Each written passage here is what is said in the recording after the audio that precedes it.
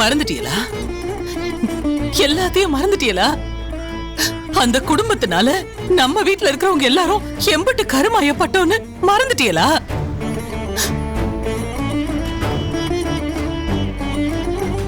ஒரு வருஷம் 2 வருஷம் இல்லைங்க, நானும் என் பிள்ளைகளும் 10 வருஷம் உங்களை பிரிஞ்சு தவிச்சு போய் ஒரு வாழ்க்கையை வாழ்ந்துகிட்டு இருந்தோம். அது எல்லாத்துக்கும் காரணம் அந்த நாகலாபுரத்துக்காரங்க தான். அவங்க வீட்டுல என்ன வேணாலும் நடந்துட்டு போகுது, யார் வேணாலும் எதை வேணாலும் செஞ்சுட்டு போறாவ, இல்ல செய்யாம போறாவ. அத பத்தி எனக்கு எந்த கவலையும் கிடையாதுங்க. தயவு செஞ்சு இந்த விஷயத்தை பத்தி இனிமே பேசவே பேசாதீங்க. நான் அம்பிட்டு தான் சொல்லுவேன்.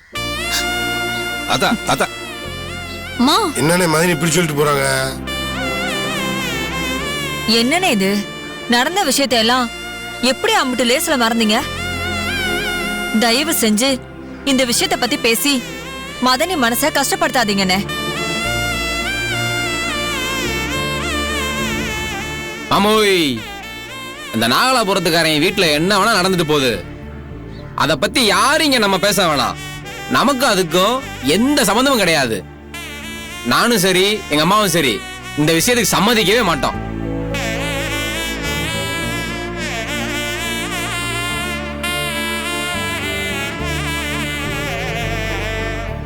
அப்பா, தென்னு நீங்க என்ன நினைக்கிறீங்கன்னு எனக்கு புரியுதுப்பா.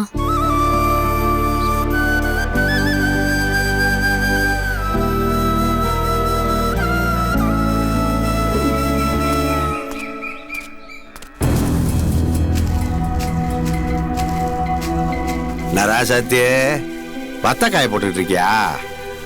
சும்மா சொல்லக்கூடாது. நீ கூனிக்கு கூனி சகுனிக்கு சகுனிதான். எப்பேற்பட்ட மஞ்சமலையே மாயாண்டி சீர் கொண்டு வர்றதுக்கு சம்மந்தம் வாங்கிவிட்டிய? சரியா ராசதிரியா நீயே? யோ, இந்த ராசாத்தி ஒரு கணக்கு போட்டானா அத கச்சிதமா முடிக்காம விட மாட்டாயா? இதுதான் என் தங்கம் ராசாத்தி. இதான் உங்ககிட்ட எனக்கு பிடிச்சது.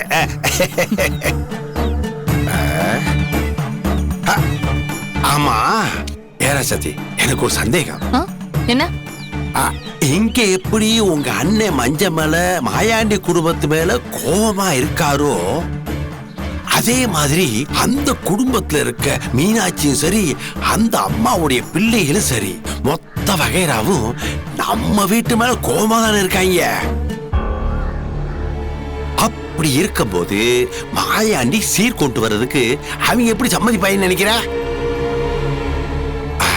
ஒருவேளை குடும்பத்தெல்லாம் விட்டுவிட்டு மாயாண்டி மட்டும் வந்து சீர் செஞ்சுட்டு போவாப்லையோ? யோ, மாயாண்டி எதை வேணாலும் விட்டு கொடுப்பான். ஆனா கட்டின பொண்டாட்டியையும் பெத்த பிள்ளைங்களையும் கூட பிறந்த தங்கச்சியையும் விட்டே கொடுக்க மாட்டாயா? என்ன அது எப்படி அவ்வளவு உறுதியா சொல்ற?